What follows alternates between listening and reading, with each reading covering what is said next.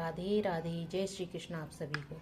तो जब गोकर्ण जी को पता चला कि जो 7 दिन का भागवत की कथा होती है, जो 7 दिन का पाठ होता है, अगर वो धुंधुकारी को सुनाया जाए तो उससे उसको प्रेत योनि से मुक्ति मिल जाएगी, तो गोकर्ण जी ने उसकी व्यवस्था करी और बहुत से ऋषि मुनि और बहुत सारे लोगों को कथा सुनने के लिए बुलाया और व्यासपीठ से उन्होंने कथा पढ़नी आरंभ करी।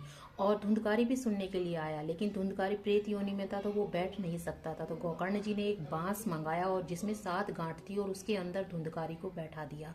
अब जैसे एक दिन की कथा समाप्त हुई पहले दिन की, तो उस बांस की जो पहली गांठ थी वो फट गई।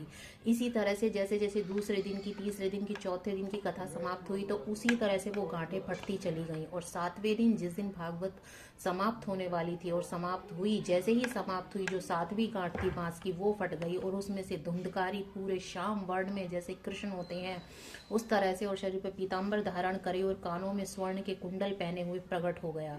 और बैकुंठ से भगवान के पार्षद उसको लेने के लिए आए और जैसे ही उसको ले जाने के लिए वो चले, उसको लेकर चले, तो गोकर्ण जी बोले थे कथा तो सभी ने सुनी है, तो फिर धुंधकारी के लिए ऐसा क्यों कि उसको बैकुंठ धाम से विमान आया और भगवान के पार्षद आए लेने के लिए, जबकि ये तो एक प्रेत था।